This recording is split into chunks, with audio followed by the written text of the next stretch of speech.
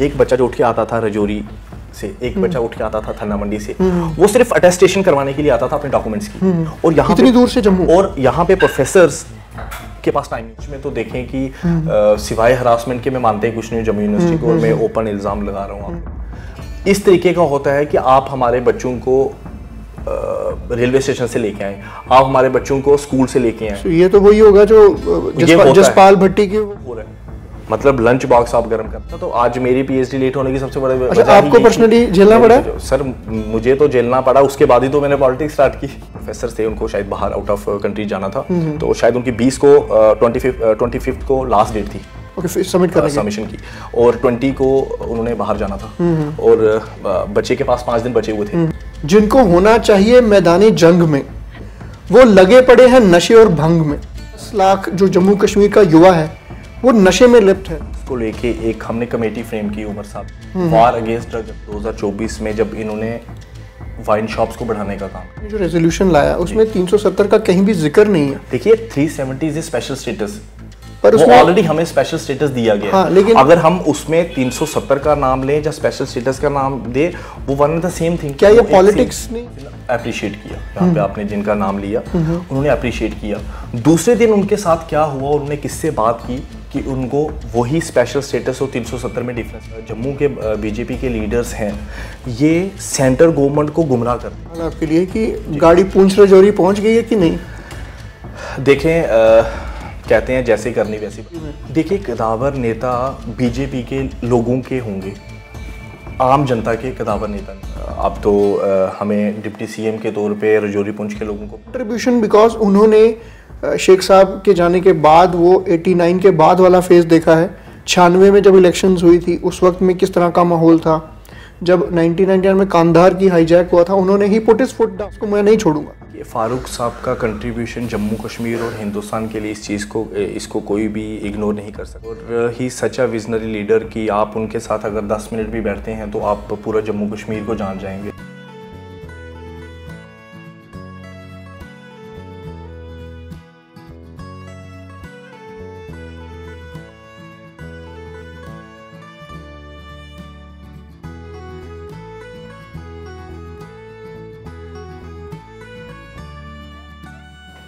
Good evening, ladies and gentlemen. Jai Hind to all of you. My name is Navjot Singh and you are watching the Navjot Singh Show. हमने अपने पिछले episodes में कुछ चुनिंदा ऐसी personality से आपको रूबरू कराया जिन्होंने अपने बॉडी ऑफ वर्क से, अपनी इंस्पिरेशनल लीडरशिप से और समाज के प्रति अपने दृष्टिकोण से आपकी जिंदगी को बेहतर बनाने में कुछ ना कुछ योगदान आवश्यक दिया होगा। और आज हम इस सीरीज में जम्मू कश्मीर के कुछ इंपॉर्टेंट पर्सनालिटीज का पॉडकास्ट में एक ऐसी पर्सनालिटी, ऐसे यूथ लीडर से आपको रूबरू कराने जा रहे हैं जो Jammu Kashmir national conference students union के प्रोविंशियल प्रेसिडेंट हैं जम्मू डिवीजन के, और एक बड़े ही होनहार युवा पॉलिटिशियन है। इनसे हम जानने की कोशिश करेंगे किस तरह से जो जम्मू कश्मीर में जो पॉलिटिकल रुझान अभी उभर के आ रहा है, धारा 370 हटने के बाद पहली बार चुनाव हुए हैं और 10 साल के बाद ये पहली जो हमारी असेंबली अभी बैठी है, इसमें हम देखेंगे किस तरह से what is the future road map for Jammu Kashmir, जो असेंबली में किस तरह के माहौल बना, और यूथ को लेके पर्टिकुलरली, क्योंकि ये यूथ विंग से है पर्टिकुलरली, तो हम यूथ के मुद्दों पे ज्यादा फोकस करेंगे।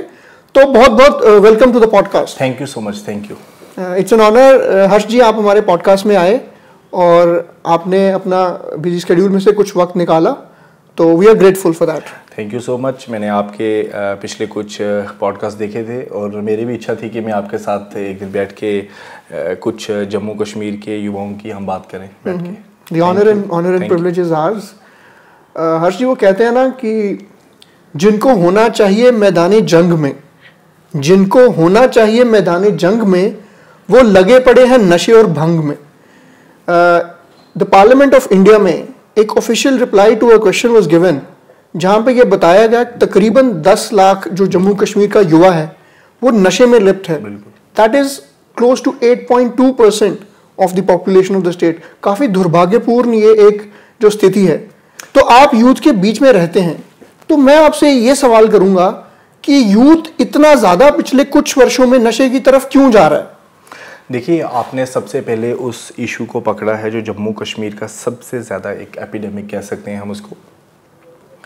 और मैं शुक्रगुजार हूँ अपनी पार्टी का, नेशनल कॉन्फ्रेंस का, कि एक ऐसी पार्टी है नेशनल कॉन्फ्रेंस जिसने ड्रग्स को लेके एक हमने कमेटी फ्रेम की, उमर साहब ने, under the leadership of Ali Mohammad Sagar sahab, Abdul Rahim Rather sahab उसके चेयरमैन थे, वादा committee, war against drug abuse. और उस कमेटी में हर एक डिस्ट्रिक्ट से, जम्मू प्रोविंस की हर एक डिस्ट्रिक्ट से, कश्मीर प्रोविंस की हर एक डिस्ट्रिक्ट से हमने डेटा कलेक्शन किया। और उसके बाद हमने जानने की कोशिश की कि जब 2014 में हमने ये स्टेट को उसके हवाले किया था भारतीय जनता पार्टी और पीडीपी के, उसके बाद और 2024 में ये एक ऐसा राइज कब आ गया कि हमारे हाथ से ये युवा निकल गए। तो उसमें बहुत सारे फैक्टर्स आए, लेकिन उमर साहब इस चीज़ को लेके बड़े पर्टिकुलर हैं और हम लोग इस वादा कमेटी को लेके आगे आने वाले हैं। और जम्मू कश्मीर की जनता को सबसे पहले आपके इस शो से मैं शुक्रगुजार हूं उनका कि उन्होंने जम्मू कश्मीर नेशनल कॉन्फ्रेंस को आज इक़्तिदार में लाया, आज पावर में लाया। तो हम सबसे पहले इस ड्रग्स की जो महामारी है इसको ख़त्म करने के लिए हम वादाबंद हैं। तो पर्टिकुलरली जैसे हम देख रहे हैं कि जो लाइन ऑफ कंट्रोल है और पठानकोट बॉर्डर में भी, पंजाब क्षेत्र में भी हम देखते हैं किस तरह से ड्रोन्स के जरिए ड्रग्स को भेजा जा रहा है। सिर्फ यहाँ ही नहीं, मैं नॉर्थ ईस्ट में जब सर्व कर रहा था तो वहाँ पे भी मैंने देखा किस तरह से म्यांमार से, बांग्लादेश बॉर्डर से भी ड्रग्स आते हैं। तो अभी नेशनल कॉन्फ्रेंस की सरकार ने कार्यभार संभाल लिया है, तो जैसे आपने बोला वादा कमेटी भी एक बन रही है, पर यूथ को एक तो हो गया आपका इन्फोर्समेंट का जो वादा कमेटी ऑलरेडी बन चुकी है और उस कमेटी को मतलब उस कमेटी को फ्रेम किए आज ऑलमोस्ट 1 साल, उसकी एक रिपोर्ट बनी हुई है। हमसे वेट कर रहे थे कि पावर में आने का, अब हम पावर में आ चुके हैं ऑलमोस्ट, अभी हमें 15-20 दिन हुए हैं। जैसे जैसे हम आगे हम इस कमेटी को फ्रेम करके इस कमेटी में काम करना स्टार्ट करेंगे और बहुत जल्द आपको इसका एक रिजल्ट मिलना स्टार्ट हो जाएगा। ठीक है। इसके अलावा जो गवर्नमेंट के पॉइंट ऑफ व्यू से आपको क्या लगता है कि यूथ को हमें किस तरह से रीच करना चाहिए? क्योंकि स्पोर्ट्स की तरफ जैसे सतीश जी जो हमारे कैबिनेट में, उन्होंने भी कहा कि वो अपने महकमे से इस क्षेत्र में काम करने की प्रयास करेंगे, पर ये तो हो गया सरकार की तरफ से, पर समाज के तौर पे किस तरह के कदम उठाए जाने चाहिए? बिकॉज ये उस तरह का कोई फ्रैंकनस्टीन मॉन्स्टर बनता जा रहा है जो हाथ से निकल रहा है। सिर्फ सरकार के कदम उठाने से मुझे नहीं लगता कि उस हद तक तब्दीली आ पाएगी। हमें उसको we have to nip the evil in the bud। बिल्कुल। देखिए, इसमें कुछ चीज़ें जब हमने ये इस डिटेल रिपोर्ट एक बन रही थी तो हमने उस चीज़ों में, जैसे मैंने आपको कहा कि हमने अलग अलग जगह से रिपोर्ट्स उठाई और कुछ हमने खुद भी पर्सनल तौर पे लोगों से बात करके, यूथ से बात करके हमने कुछ चीज़ों को हमने देखा कि कौन कौन सी इंस्टीट्यूशंस हैं जो इस चीज़ को बढ़ावा दे रहे हैं, उनको सरकार रोक सकती है, उन पे हम काम करेंगे। लेकिन कुछ ऐसी चीज़ें जिनसे आपने कहा कि जिन चीज़ों को हमने अपने फैमिली से लेके चलना पड़ेगा, जैसे फॉर एग्जांपल मैं बड़े सारे जब कॉलेजेस में जाते हैं और हम वहाँ पे जाके उनके पेरेंट्स से हम गुजारिश करते हैं कि आप अपने बच्चों पे नज़र रखें। आपका बच्चा जब कॉलेज से, जब स्कूल से वापस आता है तो आप उनको एक बार बात करके पूछें।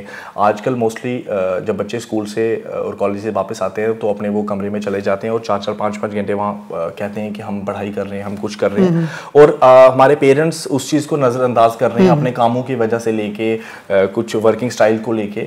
लेकिन हम लोगों को सबसे पहले एक फैमिली का काम बनता है। उसके बाद हम लोगों ने कहा था कि हम दूसरे टाइम पे हम ये भी कर सकते हैं, जैसे हमारे पंचायत लेवल पे हमारी अपनी कमेटीज है नेशनल कॉन्फ्रेंस की, हमने उसमें अगर हमारा पंच या सरपंच होगा वो भी इस चीज़ को अवेयरनेस फैलाएगा अपने एरिया में कि आप कैसे इस चीज को देखें कि हमारे एरिया में कोई ड्रग पैडलर तो नहीं है। मतलब ये एज अ होल सोसाइटी को लेके चलना पड़ेगा अगर हमने इस महामारी से बचना है।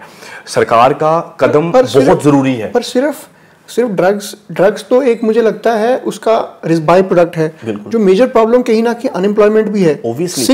6 लाख यूथ जो है वो या तो नौकरी नहीं है उनके पास, और या वो under paying job, low paying job ले रहे हैं अपनी काबिलियत से नीचे की। तो उसको भी हल करने के लिए कुछ ना कुछ, जो डिप्रेशन, फ्रस्ट्रेशन जो आज अनएम्प्लॉयमेंट की वजह से बनी है, इसी की वजह से जो देखिए ड्रग्स बेचने वाला ड्रग पैडलर जो है उसको तो एक इंसान को ढूंढना है बेचने के लिए, लेकिन जो कंज्यूम करना चाहता है उसकी प्रॉब्लम्स क्या हैं? उसकी प्रॉब्लम्स हैं डिप्रेशन। और डिप्रेशन क्यों है कि ही इज पीएचडी या she is PhD, she has done masters, she has done B Ed. उसके बाद आप देखें कि पिछले 10 साल से लेक्चरर और इसकी टीचर्स की जो पोस्ट है वो सारी की सारी वेकेंट है और इनफैक्ट इनको उन्होंने फ्रीज कर दी थी। वो बहाना देते हैं डीपीसी का, डिपार्टमेंट प्रमोशंस का। और 10 साल से आप ये सोचें कि बीएड कॉलेजेस चल रही हैं, पेरेंट्स हर एक बच्चे पे 2-2 लाख रुपए लगा रहे हैं, लेकिन जब हम सरकार की बात करते हैं तो वो कहते हैं कि हमारी डिपार्टमेंट प्रमोशन चल रही है और 10 साल तक ये कुछ नहीं। और ये एक सरकार का बनाया हुआ जाल है, ये सरकार का बनाया हुआ जाल है। जिस सरकार ने इस चीज को परमिट किया है कि बच्चे डिप्रेशन और फ्रस्ट्रेशन में जाएं। आज इस चीज को मुझे बताने में बिल्कुल शर्म नहीं है कि 2014 से लेकर 2024 तक जो सरकार थी, ये सारा का सारा ड्रग्स और ये सारा का सारा जितना भी जो डिप्रेशन और फ्रस्ट्रेशन में बच्चे हैं, ये सारे के सारे उस वजह से हैं। पर ये तो आपका कहना है बिकॉज आप नेशनल कॉन्फ्रेंस से बिलोंग कर, लेकिन उससे पहले नेशनल कॉन्फ्रेंस की भी सरकार रही है, कांग्रेस की भी रही है, बीजेपी की सरकार अभी आई है। जी बिल्कुल। तो कहीं ना कहीं मुझे लगता है अब केंद्र की भी, मरकज की सरकार की भी बात करें, हर स्टेट की, ना सिर्फ जम्मू कश्मीर की, जो पिछली सरकारें हैं उन्होंने भी कुछ अच्छे काम किए होंगे, कुछ कमियां रही होंगी। बीजेपी की सरकार ने भी कुछ अच्छे काम किए होंगे, कुछ कमियां रही होंगी। तो क्यों ना हम एक कलेक्टिव एक अप्रोच लेके चले, ताकि हम rather than plugging holes, rather than why not focus on a constructive politics. देखिए, जहां तक बात आप ड्रग्स को लेके करते हैं, ड्रग पेडलिंग को लेके करते हैं, अनएम्प्लॉयमेंट को लेके करते हैं, उसमें आप ये बात बताएं कि 2014 से 2024 में जब इन्होंने वाइन शॉप्स को बढ़ाने का काम किया, तब हमने इनको कब कहा था कि आप एम्प्लॉयमेंट को रोकें? आप एम्प्लॉयमेंट भी करते, आपने अगर वाइन शॉप्स हर एक मंदिर मस्जिद के साथ खोलनी थी, अगर आपको आपने जीएसटी और स्टेट जीएसटी और साथ चीज अगर आपको अपना खजाना ही भरना था, तो किसने कहा था कि आप इतने ज़्यादा जम्मू कश्मीर के लोगों को फ्रस्ट्रेशन में ले आएँ कि आज जब वो बच्चा पीएचडी करके अपने कमरे में बैठा हुआ है और वो ये सोच रहा है कि सरकार का बनाया हुआ जाल जो है उससे वो कैसे बाहर निकले। आप मुझे बताएं कि उसमें नेशनल कॉन्फ्रेंस ने कहा रोका? आज जो आपने मुझे कहा कि नेशनल, आप बीइंग ए नेशनल कॉन्फ्रेंस बोल रहे हैं, आज हम बीइंग ए नेशनल कॉन्फ्रेंस नहीं बोल रहे, आज हम बीइंग ए गवर्नमेंट बोल रहे हैं। आज ये जम्मू कश्मीर की जनता ने अगर हमें गवर्नमेंट में लाया है, तो हम आज जो हमारी आवाज है ये जम्मू कश्मीर की आवाज है, ये सिर्फ नेशनल कॉन्फ्रेंस की आवाज नहीं है। पीएचडी की बात की, जब मैं असम में था तो एक मेरा ड्राइवर था, ही वाज पीएचडी। जी, इस तरह के हमारे देश में कि पीएच अंडर तो उसके लिए मुझे लगता है कि स्किल इंडिया मिशन के, देखिए मोदी जी की बात, हम बाहर की स्टेट से बात करते हैं, क्यों हम 370, क्यों हम स्पेशल स्टेटस की बात करते हैं? हम इसी वजह से स्पेशल स्टेटस की बात करते हैं कि इससे पहले अगर हमारा बच्चा कोई मास्टर्स भी होता था तो उसके पास भी जॉब होती थी। इससे पहले हमारा एक कोई भी कारोबारी अगर वो एक लेबर का काम भी करता था, उसके पास भी जमीन, अपना छत रहने के लिए होता था। सिर्फ इसी वजह से हम स्पेशल स्टेटस की बात करते हैं। संवैधानिक कंडीशन भी अलग है, सिचुएशन अलग है। बिल्कुल, इसी वजह से हम कहते हैं कि जब आप बाहर की एग्जांपल देते हैं कि बाहर तो पीएचडी वाले आज से 10 साल पहले भी ड्राइवर का काम करते थे, इससे पहले भी एक लेबर का काम करते थे। बट अगर ये खुशकिस्मती हम लोगों की, हमारे डोगरों की, हमारे कश्मीरियों की थी, तो हमसे क्यों छीना गया? सिर्फ इसी वजह से कि हमारा डोगरा, चाहे वो एमए मास्टर्स होगा, चाहे वो पीएचडी होगा, उसको उसका हक, उसको उसकी आइडेंटिटी, उसको उसका कल्चर बचाने की जरूरत है। हम इसी चीज के लिए वादा बना। आपने 370 के हटने की बात की और अभी पहली असेंबली का पहला सत्र सरकार बनने के बाद कंप्लीट हुआ है और अब सभी मिनिस्ट्रीज भी यहाँ पे जम्मू में शिफ्ट हो गई। पर जो असेंबली सेशन में जो सीन्स पूरे देश को देखने के लिए मिले, जब 10 साल के बाद चुनाव हो रहे थे और 5 साल के बाद सरकार ने वापस कार्यभार संभाला है, तो काफ़ी दुर्भाग्यपूर्ण वो सीन्स थे। किस तरह से किसी भी पार्टी के हुए एमएलए उनका अपना भी जो व्यवहार था कहीं ना कहीं ठीक नहीं था और उनको कैसे घसीट के भी बाहर निकाला गया। और एक तरह से वही जो हम केंद्र में देखते हैं लोकसभा में, वही सीन्स यहाँ पे भी देखने को मिले। देखिए, बड़ा अनफॉर्चुनेट है, बट अगर आप इसको बोलेंगे कि किसी की डायरेक्शन पे उनको बाहर निकाला गया, वो गलत होगा। आप बताएं कि अगर असेंबली लगी है तो वहाँ पे बीइंग ए बीजेपी एमएलए उनको आज क्वेश्चन रेज करना चाहिए था गवर्नमेंट से कि आप हमें बताएं कि आप बिजली कब देंगे, आप हमें बताएं कि आप एम्प्लॉयमेंट कब देंगे, आप हमें बताएं कि आप हमें स्पेशल स्टेटस कब देंगे, आप हमें बताएं कि आप हमें स्टेट कब लाके देंगे। सिवाय इस चीज के कि जो जम्मू के लोगों ने उनको बना के भेजा था, जिस क्वेश्चन पूछने के लिए भेजा था, क्वेश्चन राइज करने के लिए भेजा था गवर्नमेंट से, वो वहां पे अगर हंगामा कर रहे हैं, वो अगर उस टेबल पर चल रहे हैं कि जिसपे हमारे एम्ब्लम का निशान है। पर जो नेशनल कॉन्फ्रेंस ने जो रेजोल्यूशन लाया उसमें 370 का कहीं भी जिक्र नहीं है। देखिए, 370 इज स्पेशल स्टेटस, पर वो ऑलरेडी हमें स्पेशल स्टेटस दिया गया। हाँ, लेकिन अगर हम उसमें 370 का नाम लें या स्पेशल स्टेटस का नाम दे, वो one and the same thing. क्या ये पॉलिटिक्स नहीं है, एक तरह से पॉलिटिकल एक मैनूवरिंग है? बिकॉज इसी ये जो आपका मंशूर था नेशनल कॉन्फ्रेंस का, उसमें ये एक वन ऑफ दी मैनिफेस्टो में एक ये मुद्दा था, एक आपकी प्रॉमिस था।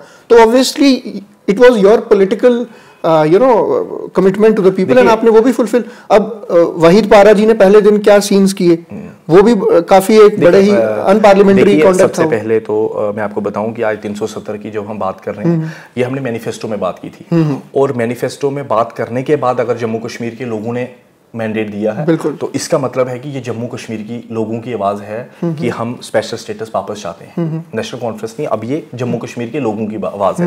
दूसरे नंबर पे कि जब हमने ये रेजोल्यूशन जो हमारा मैनिफेस्टो था, अगर हमने पहले दिन कहा था, तो हमने पहले दिन ही अगर उसको रेजोल्यूशन हमने पास किया, तो जितनी भी अपोजिशन में टीम्स थी उन्होंने उस दिन अप्रिशिएट किया। यहाँ पे आपने जिनका नाम लिया उन्होंने अप्रिशिएट किया।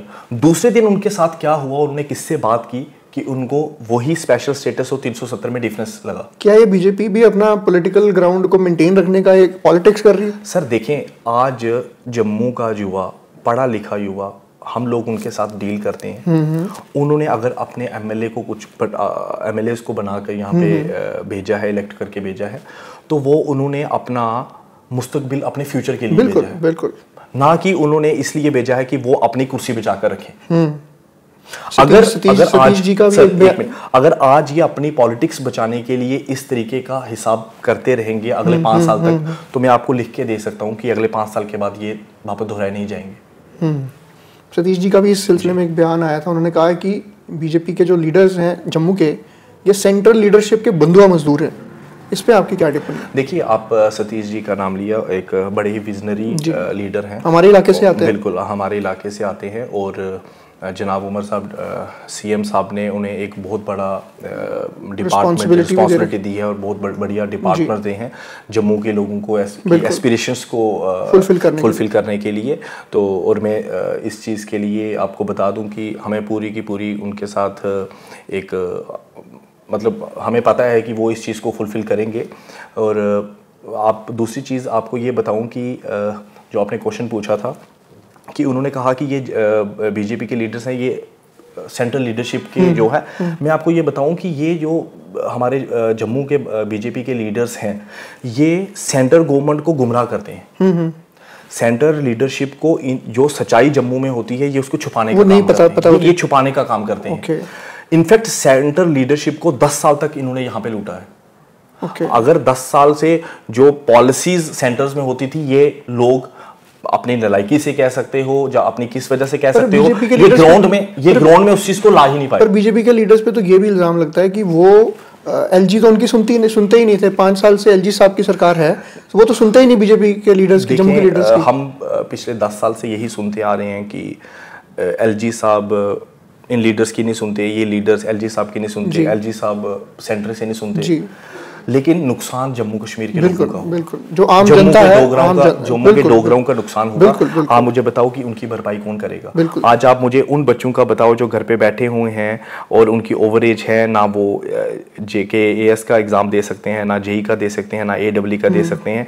वो पूरी लाइफ बीजेपी को कोसते रहेंगे, बट उनकी फैमिलीज जिन्होंने अपना पैसा, जिन्होंने अपना सब कुछ और अपने जवान लड़के को अपने सामने खत्म होते देखेंगे, उसका जवाब कौन देगा? ये भारतीय जनता पार्टी को सोचना चाहिए और ये बीजेपी के लीडर्स को सोचना चाहिए कि ये पाप जो वो कमा रहे हैं, ये कब तक वो अपने सर पे लेके चलेंगे। आज उनको साथ में मिलकर काम करना चाहिए। जम्मू की डेवलपमेंट, जम्मू कश्मीर की डेवलपमेंट में उनको साथ में मिलके चलना चाहिए। अगर वो जम्मू के बारे में सोचते हैं तो, अगर वो सिर्फ अपनी कुर्सी और 5 साल के लिए बैठने के लिए सोचते हैं, तो वो जो अपने असेंबली में देखा। अभी एक बड़ा इंटरेस्टिंग सा सवाल आपके लिए कि गाड़ी पूंछ राजौरी पहुंच गई है कि नहीं? देखें, कहते हैं जैसे करनी वैसी भरनी, ये आप जानते हैं।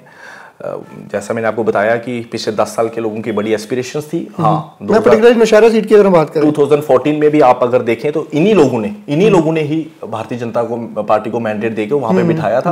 और 10 साल 5-7 साल के ये जुमले डेली वेजेस को लेके, एम्प्लॉयमेंट को लेके, BSF को लेके, CISF को लेके, उसके बाद जो ये सब बातें करते थे, हमारे पार्टी प्रेसिडेंट थे ये भारतीय जनता पार्टी के प्रेसिडेंट रैना साहब थे। जब 10 साल के बाद अपने ग्राउंड में गए तो उसके बाद आपको क्या लगता है कि बीजेपी के पार्टी के प्रेसिडेंट भी अपनी सीट बचा नहीं पाए? इसके पीछे क्या स्ट्रेटेजिक प्लानिंग की? जैसे आप तो प्रतिद्वंदी हैं उनके, बट फिर भी आपका क्या असेसमेंट है कि वो अपनी सीट भी बचा नहीं पाए, फिर भी वो एक कदावर नेता तो थे बीजेपी में? देखिए, कदावर नेता बीजेपी के लोगों के होंगे, आम जनता के कदावर नेता नहीं थे। वो इस वजह से नहीं थे कि जब तक आप लोगों की एस्पिरेशंस को कंप्लीट नहीं करेंगे तब तक कोई लीडर नहीं है।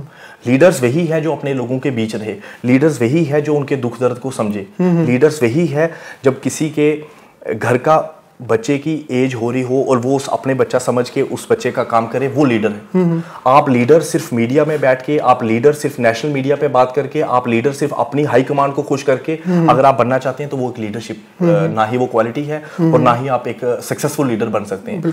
तो उनके कुछ लीडर्स का, मैक्सिमम लीडर्स का यही हाल है और मैं आज भी उनको समझाना चाहता हूँ कि अगर वो अपनी लीडरशिप ही बचाना चाहते हैं तो लोगों का, जम्मू के कम से कम लोगों का काम करें। चौधरी साहब ने काफ़ी अच्छे मार्जिन से हराया उनको वहाँ से, और मतलब अभी वो डिप्टी सीएम हैं, तो क्या उम्मीद है जो पीर पंजाल और जो रजौरी पुंछ के इलाके से? देखिए, पीर पंजाल के लोगों को मैं सलाम करता हूं और उन्हें एक बड़ा ज़बरदस्त मैंडेट दिया और चौधरी साहब से बहुत बहुत मुबारक है नौशहरा के लोगों को।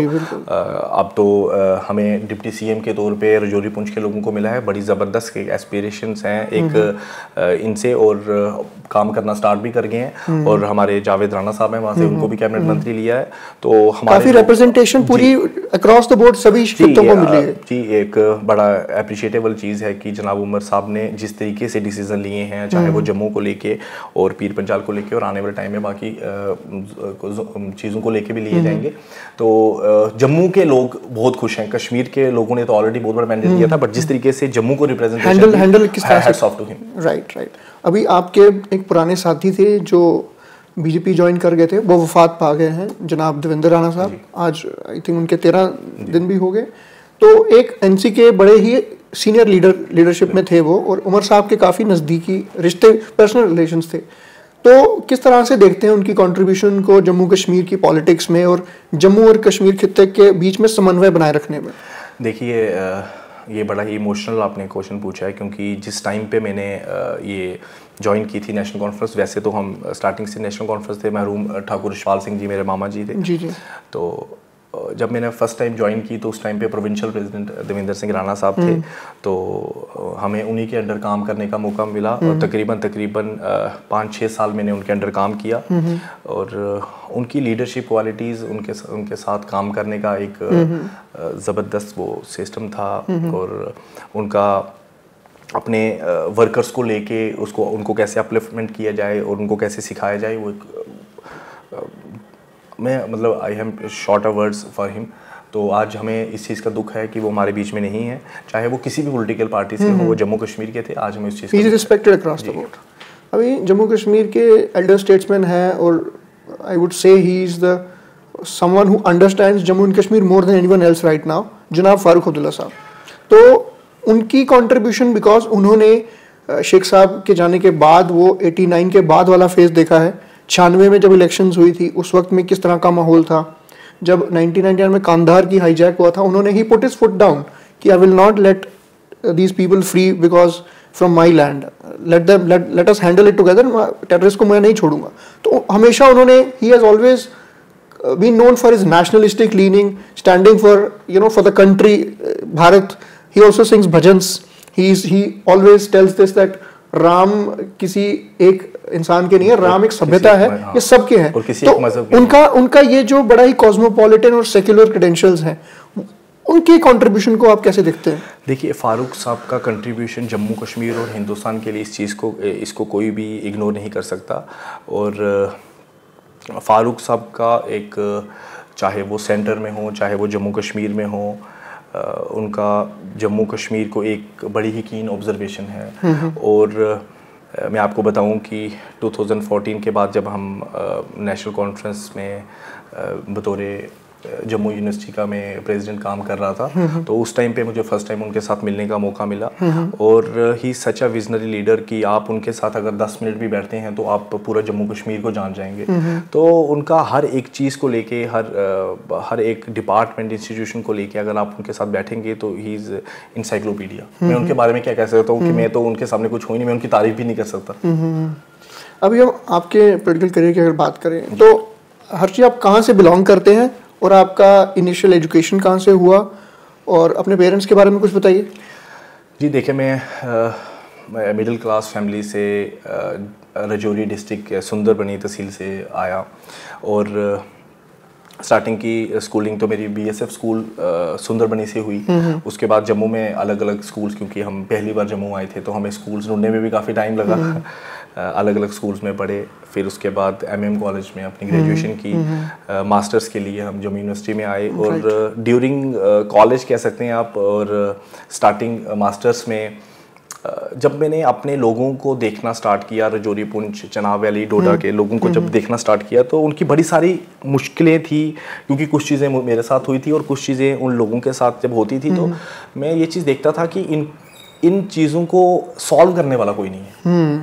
मेरे साथ भी वही प्रॉब्लम है, आपके साथ भी वही प्रॉब्लम है, और हम उन प्रॉब्लम्स के लिए कभी एक के पास जाते हैं, कभी दूसरे के पास जाते हैं। तो मुझे ऐसे लगा कि कब तक हम किसी के पीछे जाएंगे, ये किसी को तो उठाना पड़ेगा। तो वहाँ से मेरा एक स्टार्ट किया, मतलब आप कह सकते हैं कि पॉलिटिक्स में आया। तो प्रोटेस्ट करना स्टार्ट की, जो स्टार्ट है यूनिवर्सिटी में, स्टूडेंट पॉलिटिक्स। हाँ, स्टूडेंट पॉलिटिक्स। ये किस सन की बात कर रहे हैं? ये 2013 से।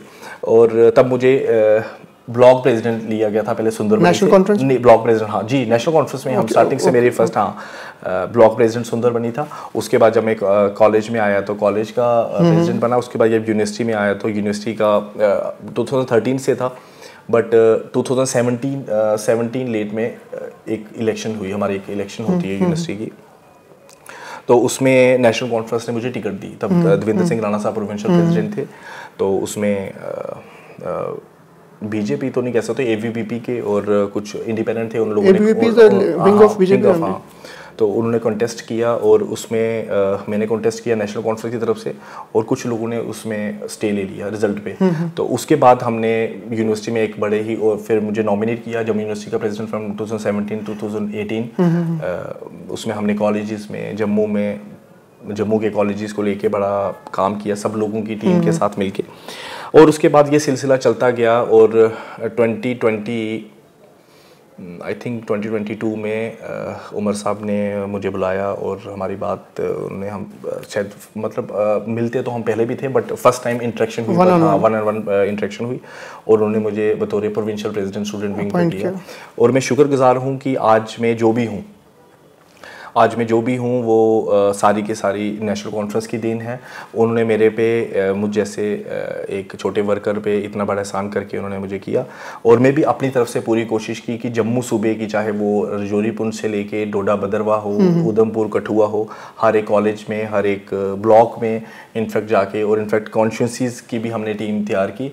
और आज मैं आपके कैमरा के सामने शुक्र अदा करना चाहता हूँ, कॉन्ग्रेचुलेट करना चाहता हूँ, थैंक्स करना चाहता हूँ हमारी नेशनल कॉन्फ्रेंस स्टूडेंट यूनियन की पूरी टीम में, जितने दिन रात अपनी पढ़ाई को भी साइड पे करके, क्योंकि सारे पढ़ाई सबसे स्टूडेंट लाइफ में सबसे ज़्यादा अगर कीमती है तो वो टाइम है, और उन लोगों ने अपना टाइम दिया इस इलेक्शन में भी, और इस इलेक्शन से पहले 2-3 साल भी। तो मैं शुक्रिया अदा करता हूँ आप सब लोगों का।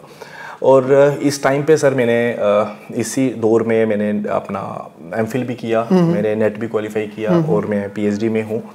तो ये सिलसिला चलता रहा, और कब इसके बीच में स्टूडेंट पॉलिटिक्स से एक्चुअल पॉलिटिक्स में आ गए, और इसके बीच में मेरी 1-2 बार कॉन्ट्रेक्चुअल असिस्टेंट प्रोफेसर की वो भी हुआ मुझे, जॉइंट। हाँ, बट हार्डली 2 या 3 दिन, उसके बाद मैं समझ गया कि अब मैं इस लाइन में, मुझे मेरा काम नहीं है, लोक सेवा ही, लोगों की सेवा ही मेरा प्रायोरिटी बन गई। और उस दिन से आज दिन तक मुझे अच्छा लगता है जब कोई मुझे काम बताए और मैं उसका काम पूरा करके दूं। शायद वो सबसे अच्छी मेरी लाइफ की सबसे अच्छी मोमेंट्स होती हैं। तो अब वही मेरी लाइफ में दैट इज योर।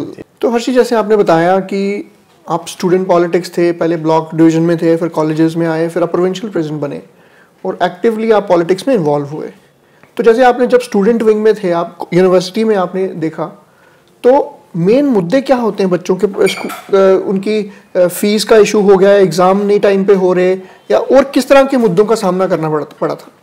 देखिए, मैं आपको बताऊं कि किसी भी चीज़ को आप ले लें, अगर आप चाहे स्टूडेंट्स की पॉलिटिक्स को ले लें, और मतलब इश्यूज़ को ले लें, चाहे आप एक कॉन्स्टिट्यूंसी में एक इश्यूज़ को ले लें, गरीब दबे कुचले गरीब लोगों के कुछ छोटे ही हमेशा से इश्यूज रहते हैं। कॉलेजेस में जब मैंने सबसे पहले देखा, एक आपको अटेस्टेशन का एक बहुत बड़ा मुद्दा था। अच्छा। एक बच्चा जो उठ के आता था रामनगर से, एक बच्चा जो उठ के आता था रजौरी से, एक बच्चा उठ के आता था थन्ना मंडी से, वो सिर्फ अटेस्टेशन करवाने के लिए आता था अपने डॉक्यूमेंट्स की। और यहाँ इतनी दूर से जम्मू, और यहाँ पे प्रोफेसर्स के पास टाइम नहीं होता था, सिर्फ वो कह देते थे कि आप दूसरे दिन आए, आप तीसरे दिन आए। तो मुझे ये चीज़ लगती थी कि एक बच्चा जो इतने दूर से उठ के आता है, उसको शायद वो किसी प्रोफेसर को नहीं जानता है, फिर प्रोफेसर आगे से कह देते हैं कि हम आपको जानते नहीं हैं। तो वो चीज़ मुझे बड़ी खलती थी। फिर उसका फ़ी हाइक होता है, फिर उसके बाद आप कैंटीन के प्राइजेस हाइक होते हैं, और ऐसे छोटे छोटे बड़े मसले होते थे। आप प्रोफेसर्स को देख लें कि वो बड़े सारे प्रोफेसर थे जो हरासमेंट करते थे, किसी भी लेवल की आप देख लें, उस चीज़ के बड़े मुद्दे होते थे। आप रिसर्च में तो देखें कि सिवाय हरासमेंट के मैं मानते ही कुछ नहीं जम्मू यूनिवर्सिटी को, और मैं ओपन इल्ज़ाम लगा रहा हूँ आप लोगों के सामने कि एक हाईएस्ट लेवल पर अगर आप हरासमेंट चलती है तो वो रिसर्च पीएचडी एमफिल ये वैसे काफी सिर्फ जम्मू से सीमित नहीं है, बाहर भी जो गाइड होते हैं आई थिंक जी हाँ। तो और बिना किसी वजह के एक बच्चों की फैमिलीज को ना जानते हुए, उसके सिस्टम को ना जानते हुए, अगर आप उनको पढ़ाई की वजह से, अगर आप उनको काम की वजह से अगर हरासमेंट करें तो दैट इज जेन्युइन। बट अगर आप किसी और वजह से, फॉर एग्जांपल मैं आपको बता रहा हूँ पढ़ाई की वजह, मतलब अगर मैं काम लिख के लाया हूँ, रिसर्च वर्क लिख के आया हूँ, अगर आपको पसंद नहीं है तो ठीक है, आप बोल सकते हैं, गाइड कीजिए, आप बता सकते हैं, आप फिर से करें। बट इस तरीके का होता है कि आप हमारे बच्चों को रेलवे स्टेशन से लेके आए, आप हमारे बच्चों को स्कूल से लेके आए। ये तो वही होगा जो जसपाल भट्टी के गाना बोल रहे हैं, यहाँ पे ये तक होता है और अभी तक हो रहा है। मतलब लंच बॉक्स आप गर्म करने, दिस इज हैपनिंग। आप कह रहे हैं कि आज भी ये बच्चों को जो काम करवाया जाता है पर्सनल, जैसे हम स्कूल में सुना करते थे जब हमारे छोटे होते थे कि किस तरह से वो बच्चों को चलो दूध लेके आओ, तुम अपने घर से लौकी लेके आओ, तुम घी लेके आओ। अगर आप मुझे बताएं तो मैं दर्जनों आपको केसेस बता सकता हूँ जो आपके सामने बैठ के ये बोलने को तैयार है। मतलब ऐसे केसेस हैं, क्योंकि मैं मैंने पीएचडी किया था, तो आज मेरी पीएचडी लेट होने की सबसे बड़ी वजह आपको पर्सनली झेलना पड़ा? सर मुझे तो झेलना पड़ा, उसके बाद ही तो मैंने पॉलिटिक्स स्टार्ट की। उसके बाद ऐसा कोई वाकया, मतलब सर बहुत सारे, मतलब कोई एक वाकया अगर आप बताना चाहें। मैं आपको बताऊं कि एक हमारा लड़का था डोडा से, उसकी एमफिल थी और उनके जो प्रोफेसर थे उनको शायद बाहर आउट ऑफ कंट्री जाना था, तो शायद उनकी 20 को 25 को लास्ट डेट थी सबमिट करने की, सबमिशन की, और 20 को उन्होंने बाहर जाना था, और बच्चे के पास 5 दिन बचे हुए थे। लेकिन जब 20 को वो बाहर चले गए, तो जब वो वापस आए आई थिंक 27 को, तब तक वो लास्ट डेट चली गई थी। तो वो एक केस बन गया। जब प्रोफेसर से पूछा तो प्रोफेसर ने कहा कि मैंने इनको ऑलरेडी बोला था मैंने 20 को बाहर जाना, तो बट हमारा ये था कि उसके बच्चे के पास तो 5 दिन है, आप खुद 5 दिन बाद बाहर जा सकते थे। तो इस चीज को लेके हमने प्रोटेस्ट किए, इस चीज को लेके लास्ट में हम मर्सी लेटर के लिए, तब NN वोरा साहब थे, मर्सी लेटर लिखवा के फिर उस लड़के की पीएचडी के बाद आज वो शायद जामिया मिलिया से पीएचडी कर रहे हैं। तो ऐसे दर्जनों केसेस हैं जिनमें हमने प्रोटेस्ट किए, जिनमें हमने लोगों को इंसाफ दिलवाया, और जिनकी वजह से हमारे ऊपर भी बड़ी सारी चीजें हुई। बट हाँ, हमें अपना कोई दुख नहीं है, क्योंकि हमें सेक्सुअल हैरेसमेंट के केसेस भी सामने वो भी बहुत सारे होते हैं। लड़कियां सुसाइड भी करने पे मजबूर हो जाती हैं। यहाँ पे कास्टिज्म का बहुत बड़ा रोल है, वो भी हुआ। आपने देखा यूनिवर्सिटी में एक प्रोफेसर साहब ने शायद सुसाइड भी कुछ किया था, वो भी एक केस था। तो मतलब यहाँ पे एक बड़ा ही, मतलब इतना बड़ा इंस्टीट्यूशन पढ़ाई का, हायर एजुकेशन को लेके, और वहाँ पे इतनी पिटी पॉलिटिक्स चलती है, उस चीज़ को लेके मैं तो उस टाइम पे हिल गया था जब मैं फर्स्ट टाइम देखा। बट हाँ, हमने देखा कोई तो आगे आएगा, कोई तो इस चीज़ को उठाएगा। हाँ, आज मुझे इस चीज़ का सुकून है कि मैंने बड़े सारे लोगों को मदद की।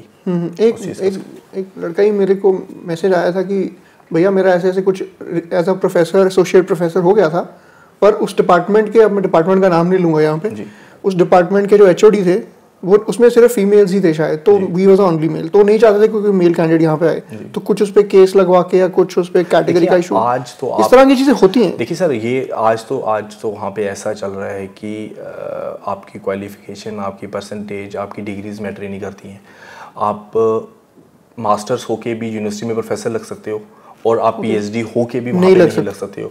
और आज तो ओपन चल रहा है वहाँ पे कि आउट ऑफ स्टेट लोगों को वहाँ पे लगाया जा रहा है, किसकी सिफारिश से लगाया जा रहा है, वो भी आप जानते हैं। वाइस चांसलर हमारे शेख शकील साहब के साथ बैठा था, वाइस चांसलर हमारे सारे 5, उन्होंने वही शेख शकील साहब ने ये बताया कि हमारा डुग्गर प्रदेश की एक माँ ने ऐसा बच्चा पैदा नहीं किया कि एक BC हमारा अपना हो। सर, ये चीफ मिनिस्टर की बात करते हैं कि हम जम्मू का डोगरा लाना चाहते हैं, आप हमें डीजी जम्मू का लाके दे देते, आप हमें एसएसपी जम्मू के लाके दे देते, आप हमें वाइस चांसलर जम्मू के लाके दे देते। ये भारतीय जनता पार्टी को मैं बताना चाहता हूँ, अगर आप लोगों ने हमें नीचे से लेकर ऊपर तक आपने डोगरों को बाहर निकाला तो आवाज क्यों नहीं? और आज आप कहते हैं कि हमें चीफ मिनिस्टर जम्मू का चाहिए, जो जिस मुद्दे पे इन्होंने इलेक्शन लड़ी है। चीफ मिनिस्टर जम्मू से हो या कश्मीर? और सर मैं आपको बता दूं कि शुक्र करें कि नेशनल कॉन्फ्रेंस ने जम्मू में इलेक्शन नहीं लड़ी। आप जानते हैं कि हम अलायंस में थे, अगर जम्मू में नेशनल कॉन्फ्रेंस ने इलेक्शन लड़ी होती तो ये 5 से भी ऊपर नहीं जीत सकते थे बीजेपी।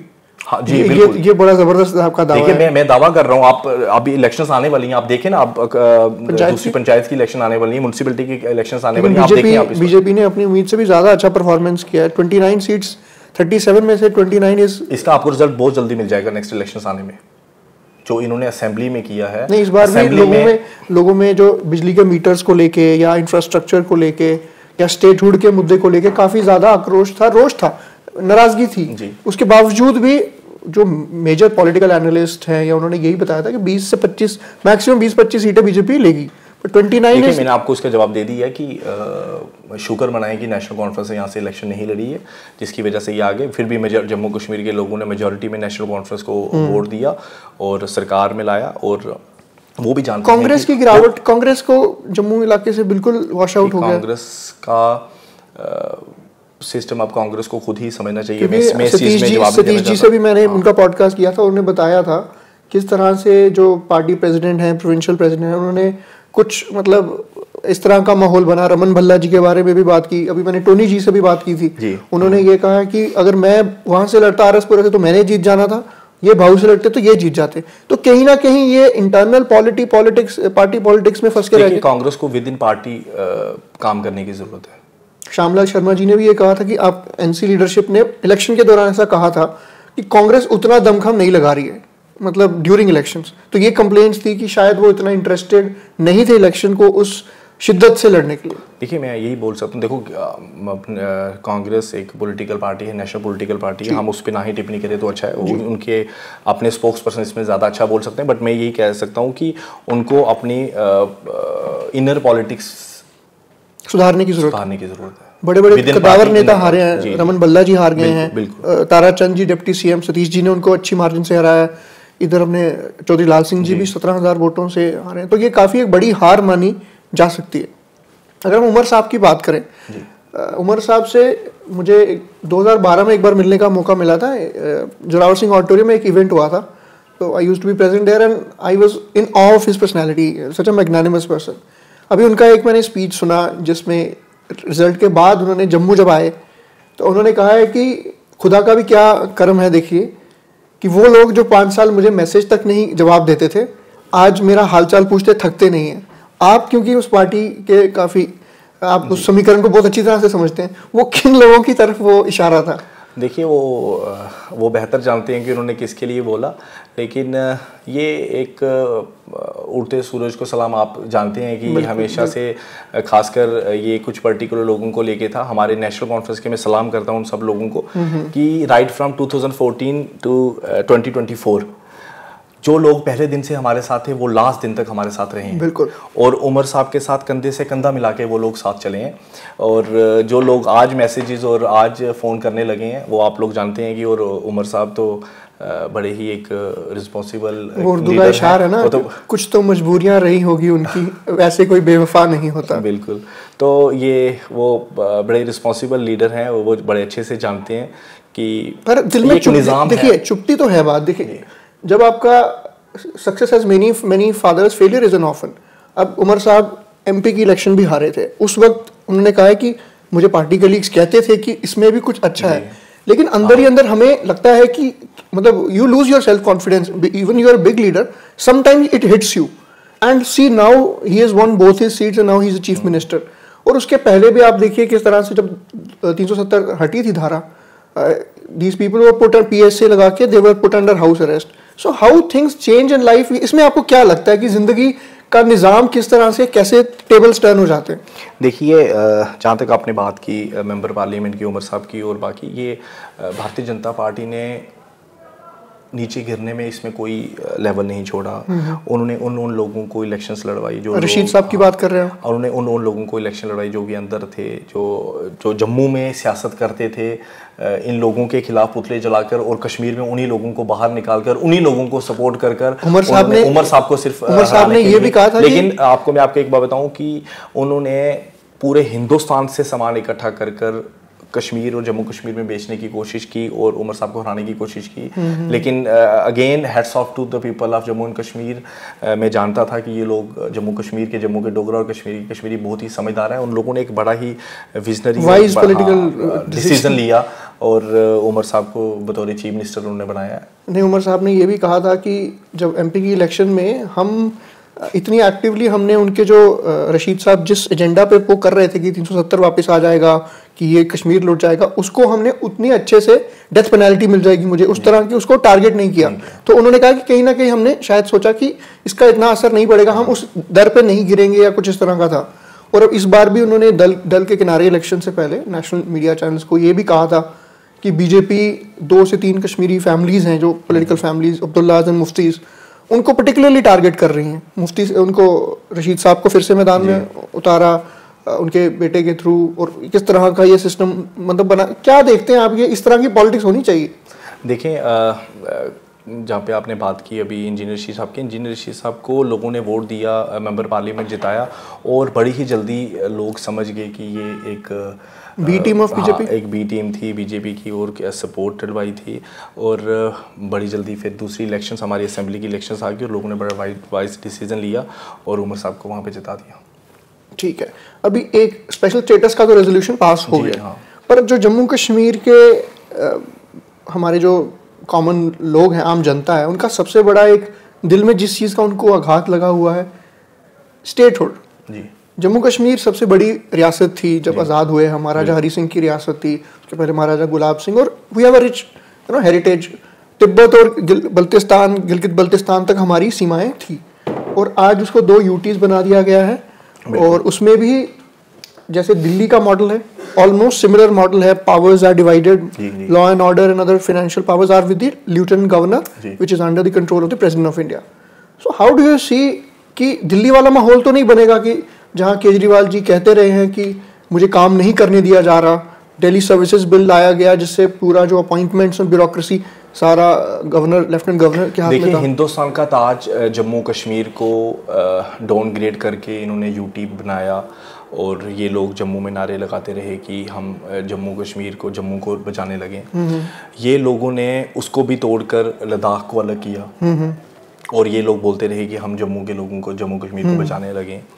और इस लेवल तक ये लोग गिर गए कि इन लोगों ने यहाँ की जनता को भी साइड पर रखकर, और ना जाने किस चीज़ की वजह से ये लोग सेंटर के पीछे चलते रहे। एट लास्ट जम्मू के लोग हिसाब मांगेंगे, और हिसाब लोगों ने दिया, और आज लोगों ने बता दिया कि नेशनल कॉन्फ्रेंस की ऐसी थी जिसने जम्मू कश्मीर जो हिंदुस्तान का ताज है उसको बचा कर भी रखा था, और आगे भी अगर इसको कोई बचा के रखता है हिंदुस्तान के साथ, ये नेशनल कॉन्फ्रेंस ही है जिसने आज हिंदुस्तान में जम्मू कश्मीर के लोगों जो कि नेशनलिस्ट लोग हैं, चाहे वो जम्मू के हैं चाहे वो कश्मीर के हैं, नेशनल लोग हैं, उनके दिल में हिंदुस्तान बसता है, उनके दिल में तिरंगा बसता है। और यहाँ पे काम करने के लिए और काम करवाने के लिए एक ही पॉलिटिकल पार्टी है जो नेशनल कॉन्फ्रेंस है, और जिस पे लोगों को विश्वास है। आपको मिला है तो you are really good mandate, almost majority अपने दम पे मिली है नेशनल कॉन्फ्रेंस को, तो लोगों की देखिए उम्मीदें भी बहुत हैं, तो उन उम्मीदों पे खरा उतरना बहुत ज़्यादा ज़रूरी है, बिकॉज ये काफ़ी वक्फे के बाद लोगों को अपने नुमाइंदे चुन के मिले हैं, और सरकार भी बहुत तो इसमें क्या होता है, कई बार हम वो उस एक्साइटमेंट में रहते हैं और ज़मीन पे काम नहीं हो पाते हैं, तो आई थिंक ये रिस्पॉन्सिबिलिटी भी बनती है चुनी सरकार की। ये आप उन लोगों को कह सकते हैं जो फर्स्ट टाइम गवर्नमेंट में आए हैं। उमर साहब एक बड़े ही, आपको मैंने पहले ही बोला कि रिस्पॉन्सिबल सिटीजन है जम्मू कश्मीर के, हिंदुस्तान के, और उनको बड़े अच्छे तरीके से मालूम है जम्मू कश्मीर के लोगों की परेशानी। आप तो ज़्यादा मालूम है 2014 से 2024 तक उन्होंने अपोजिशन की, और आप देखें कि वो उस दिन के बाद जिस दिन से उन्होंने ओथ लिए आज दिन तक वो एक दिन भी घर पे नहीं बैठे हैं, वो सेक्रेटरीट में सुबह से शाम तक लोगों के साथ, और और बहुत जल्द हम लोगों की एस्पिरेशंस पूरी करने वाले हैं, चाहे वो 1 लाख नौकरियों की हो, 200 यूनिट की हो, सिलेंडर्स की हो और बाकी बहुत सारे लोगों की। और मैं आपको बताऊं कि नेशनल कॉन्फ्रेंस आने वाले 5 सालों में लोगों की जितनी भी ज़रूरतें थी, जितनी भी मुश्किलें थी, वो सारी की सारी सॉल्व करने पर पूरी की पूरी कोशिश करेंगी और हम वादाबंद हैं कि हम वो करेंगे भी। या आज ऑन कैमरा ऑन टीवी में आप सब जम्मू कश्मीर के लोगों को बताना उम्मीद हम करते हैं कि जो मंशूर में आपने किए हैं वादे वो करेंगे आप पूरे जरूर हो, बिकॉज जनता देखेगी रिजल्ट्स जो 5 साल के बाद जब वोट डालने जाएगी, the people will see, because rhetoric happens, every party has to do the rhetoric and has to make promises. Now what happens on the ground that will also be very keenly watched, because आपके जो प्रतिद्वंदी हैं 29 MLAs लेके वो भी बैठे हुए हैं, तो शांत वो तो बैठेंगे नहीं, तो we have to be held accountable, because democracy में every voice counts, every voice counts. जैसे आपने कहा कि वो 29 एमएलएस अपोजिशन पे बैठे हैं, अपोजिशन ही सरकार चलाती है। बिल्कुल, मैं तो चाहता हूं कि ये 29 एमएलएस जो जम्मू रीजन से चुने गए हैं, ये सरकार को मजबूर करें उनके जल्दी काम करने में। लेकिन इन 29 एमएलएस को इस चीज का नहीं समझ आ रहा कि वो इस चीज के बजाय कि वो पुतले जलाएं, तो लोगों को नहीं दिख रहा। नहीं, लोग तो समझदार हैं, लोग तो समझ गए। मैंने तभी तो आपको कहा कि बड़ी जल्दी इलेक्शन आने वाली है, उसमें आप एक ड्रास्टिक चेंज देखेंगे। मैं इसी वजह से बोल रहा हूँ, क्योंकि लोगों ने असेंबली जो 6 दिन की असेंबली लगी थी, उसमें लोग ये चाहते थे कि हमारी एज रिलैक्सेशन के मुद्दे थे, बाकी कितने कल 2 दिन पहले बिल्कुल वो था, उन चीजों को लेकर उन्हें आवाज उठानी थी। बट देखें कि गवर्नमेंट को ऑलरेडी पता था, बिना अपोजिशन के उन्होंने इन चीज पे डिसीजन लिया और अभी विद इन डेज आप देखें पाइपलाइन में है बहुत सारे और जम्मू के युवाओं को लेके और जम्मू कश्मीर को लेके बड़े अच्छे रिजल्ट्स आने वाले। जैसे देखिए शपथ ग्रहण हुआ, सरकार बनी, आतंकी हमले काफी तादाद में होना शुरू हुए, इसके पीछे आप क्या कारण? जी देखें, 3-4 आतंकी हमले हुए। आप देखें कि ऑलमोस्ट पिछले 3-4 महीने से आप देखें, बीच में वक्फा आ गया, तो बीच में ब्रेक आई थी। अभी मिलिटेंट्स हैं, वो कभी भी उनकी अपनी सोच है, वो दहशतगर्द है, वो कभी भी हमला करते हैं। अब उन्होंने किस तरीके से किया, किस टाइम पे किया, ये एजेंसीज को देखना पड़ेगा। ये आज भी होम मिनिस्ट्री के पास है। हम तो कहते हैं कि आपने देखा फारूक साहब की स्टेटमेंट आपने सुनी कि उनको कि आप कोशिश करें कि उनको आप जिंदा पकड़ें और उनसे पूछें कि ये कहाँ से आ रहे हैं, क्यों कर रहे हैं। सिक्योरिटी फोर्सेस के लिए ये कितना पॉसिबल है और कितना चैलेंजिंग है, क्योंकि मिलिटेंट्स तो अब तो M4 कार्बाइन लेके घूम रहे हैं, जो कि अभी मैंने एक रिसर्च पेपर भी एक सबमिट किया था, इसमें चाइना एंगल उभर के भी आ रहा है कि किस तरह से लिथियम हमारे रियासी डिस्ट्रिक्ट में पाया गया। तो चाइना ग्लोबल मार्केट में क्या है, उसकी लिथियम की मोनोपोली है, तो वो नहीं चाहता है कि इंडिया का जो 6 मिलियन टन वो वहां पे मिला है, उससे भारत कहीं ना कहीं उसमें आ गया और उनके ट्रेड को फर्क पड़े। तो जो PAFF था, पीपल्स एंटी फासिस्ट फ्रंट, उसने चाइना के फेवर में कुछ स्टेटमेंट्स दी थी, और आई थिंक उस एंगल पे भी सरकारों को और सेंटर की भी और केंद्र की, मुझे लगता है सिक्योरिटी ऐसा मामला है जिसमें सेंसेशनलिज्म। देखिए, हम बिल्कुल भी सिक्योरिटी के साथ कंप्रोमाइज नहीं ना करते हैं, ना करना चाहते हैं। मैं तो चाहता हूं कि नेशनल कॉन्फ्रेंस के लोगों ने सबसे ज़्यादा, अगर किसी ने जान दी है, अगर किसी ने सबसे ज़्यादा मोर देन 5000 लीडर्स, अगर आप देखें मोर देन 5000 लीडर्स जिनको आज बलिदान देना पड़ा है मिलिटेंट्स के खिलाफ। मैं तो चाहता हूं कि हम लोग कंधे से कंधा मिलाकर सिक्योरिटी फोर्सेस का खड़े हैं कि किसी भी तरीके से जो भी सरकार की मदद होगी, सरकार मदद करने को तैयार है इस मिलिटेंसी को ख़त्म करने के लिए। और उमर साहब मोदी साहब से भी और अमित शाह जी से भी मिले हैं, और उन्होंने कॉपरेशन का एक वो ये भी बताया है कि there is positive collaboration between the centre and it is important also, because हमारी सरकार सेंटर की कोऑपरेशन के बिना चलना, मतलब जम्मू कश्मीर, वो प्राइम मिनिस्टर हैं हिंदुस्तान के, और हमारे ऑनरेबल CM उमर साहब जम्मू कश्मीर के CM हैं, वो उनके पास गए, उन्होंने बातचीत की जम्मू कश्मीर को किस प्रोग्रेस की तरफ लेके जाना है और किस विजन के साथ लेके जाना है, उन्होंने आपस में डिस्कस किया। वो काफ़ी अच्छी उनकी सिटिंग रही। अभी हमने काफ़ी राजनीति के ऊपर काफ़ी एक इंटेंस एक कॉन्वर्सेशन हुई है, हमने काफ़ी दिलचस्प भी और बड़े ही डिफिकल्ट टॉपिक्स को भी टच किया। अब थोड़ा let's make it a little light, अभी कुछ एक रैपिड फायर हल्का सा लेट्स डू। तो हर जी अपने फ्री टाइम में क्या करते हैं? जी, मैं फ्री टाइम पे घूमता हूँ दोस्तों के साथ। अच्छा, आपकी 3 फेवरेट मूवीज़ कौन सी हैं? मूवीज़ में बहुत कम देखता हूँ, मुझे हार्डली मिलता, 3 मूवीज़ भी नहीं देखी होंगी मैंने। गाना सुनते हैं? बिल्कुल भी नहीं। 3 बिल्कुल भी नहीं? बिल्कुल भी नहीं। फिर आपने what do you do for leisure? मैं आपको सच बात बताऊँ कि तकरीबन 7-8 साल से सुबह शायद मैं 11-12 बजे घर से निकलता हूँ, थोड़ा लेट हो जाते हैं किसी टाइम पे, बट रात को मैं 11-12 बजे से पहले घर कभी नहीं पहुँचा। वो मोस्टली 365 में से 325 दिन लोगों के साथ होते हैं, कभी किसी की प्रॉब्लम कभी किसी की प्रॉब्लम। और जब कभी मुझे कॉल आ जाए तो ऐसा कभी नहीं हो सकता कि मैं उस कॉल को छोड़कर मैं अपनी एंजॉयमेंट की तरफ जाऊं। और अगर आप मेरे किसी भी करीबी इंसान से पूछेंगे, आप मेरी फैमिली से अगर पूछेंगे तो वो भी यही देंगे कि रात का खाना मैंने आज तक कभी कोई फैमिली के साथ नहीं खाया। तो मूवीज देखना और म्यूजिक सुनना गाड़ी में, मतलब इनफैक्ट मैं गाड़ी भी प्रेफर करता हूँ जिसमें म्यूजिक सिस्टम ना हो। ओके, हाँ जी, तो सुनने गाना पसंद ही नहीं है, बिल्कुल भी नहीं। हाँ, वो शायद मे भी ये हो सकता है कि पिछले 5-7 साल का जब सुना नहीं तो मैं उस चीज से इतना कट ऑफ हो गया। तो राजमा चावल तो पसंद होंगे आपको? हाँ, राजमा चावल। देखो खाने में वो भी बात है, खाने में भी आप मेरी फैमिली से पूछते हैं कि शायद मैं खाना खा लेता हूँ और मुझे उसके बाद भी याद नहीं रहता मैंने खाया क्या। मतलब आई एम नॉट चूजी कि मुझे क्या खाना है क्या नहीं खाना। Whatever comes in it's कुछ भी आए, नमक ज्यादा कम ऊपर नीचे, मुझे खाने के बाद देखिए मोस्टली खाने के टाइम पे भी मैं कॉल पे होता हूँ। मैं जानता हूँ कि वो हेल्थ के लिए ठीक नहीं है। खाना मैं 5 मिनट में खत्म कर देता हूँ क्योंकि वो फोन पे होता हूँ और मेरे घर वाले हमेशा बोलते रहते हैं कि I would advise कि खाना तो आराम से खाइए। बट जब मुझे हेल्थ कम्स फर्स्ट जी, जब मुझे किसी की कॉल आ जाती है, जो बात करते रहते हैं, बात करते करते वो टाइम पता नहीं चलता, तो ये चीज़ें कुछ हो जाती हैं। होपफुली आगे जाके थोड़ा सा सुधारूंगा इसको। जम्मू मंदिरों का शहर कहा जाता है, आप रजौरी पुंछ से आते हैं जी। रजौरी पुंछ के कल्चर के बारे में जो जम्मू कश्मीर के बाहर के श्रोता हैं उनके लिए कुछ दिलचस्प बातें जो उनको नहीं पता होंगी। देखिए रजौरी पुंछ के बारे में मैं आपको बताऊं कि सबसे अच्छी मुझे जो चीज़ वहाँ की लगती है सिंपलिसिटी, और दूसरे नंबर पे जब बचपना था और जब मैं अपने नान के जाता था तो जब वहाँ पे हिंदू मुस्लिम, वहाँ पे मुस्लिम कालाकोट में मेरे नान के थे, तो वहाँ पे मेजॉरिटी मुस्लिम्स की है। तो मुझे वहाँ पे आज तक यही नहीं पता चला इससे पहले 2014 से पहले कि मुस्लिम और हिंदू होते क्या हैं। मतलब हमेशा उनके साथ खेलना उठना बैठना, और वहाँ पे जो यूनिटी है ना, हमारे जम्मू कश्मीर बाकी जगहों पे भी है, पर मुझे जो रजौरी पुंछ की यूनिटी लगती है वो काबिले तारीफ लगती है।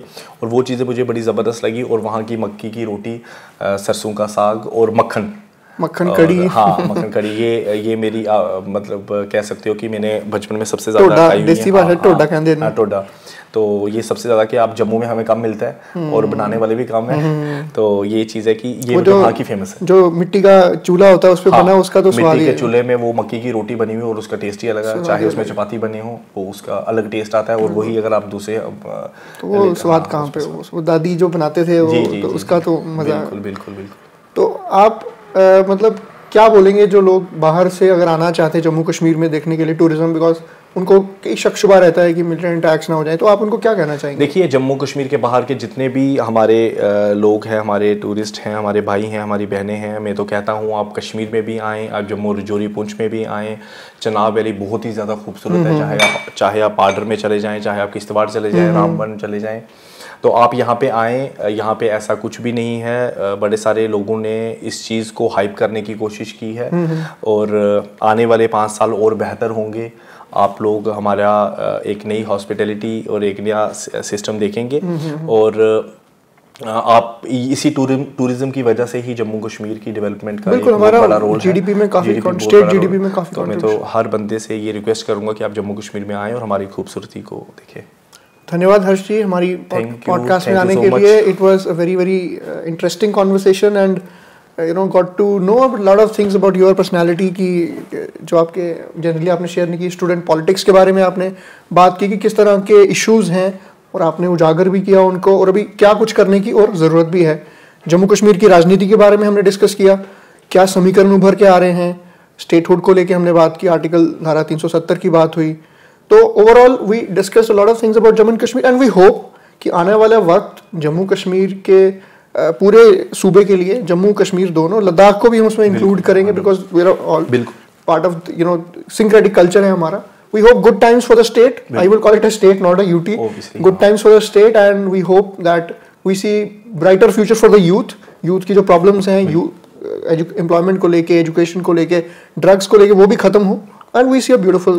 Any concluding message you have? Thank you so much. आपसे बात करके बड़ा अच्छा लगा, आपसे डिस्कस करके बड़ा अच्छा लगा जम्मू कश्मीर यूथ के बारे में। और एक बार फिर से आपके व्यूअर्स के साथ आपका धन्यवादी हूँ और आप लोगों से एक लास्ट में रिक्वेस्ट करना चाहता हूं कि आप लोग भी सबसे बड़ी जो यूथ की महामारी है, ड्रग्स है, चाहे बाकी चीज़ें हैं, इसको ख़त्म करने के लिए आप लोग भी एक कदम उठाएं, एक कदम सरकार उठाएगी, तभी ये एपिडेमिक ख़त्म हो सकता है। बहुत बहुत शुक्रिया, thank you so much. Thank you so much Harsh ji. So ये थे हर्ष जी जो JKNCSU के प्रोविंशियल प्रेसिडेंट हैं, and he shared his ideas, his perspectives and his views about a lot of issues that we just discussed. I hope this has enriched your understanding of the political atmosphere and particularly the student politics in the universities, the issues that the students face. We will come up with another such episode with another amazing personality and enrich your lexicon of your knowledge. Until then, it's a goodbye from your host Navjot Singh. Thank you so much. Jai Hind.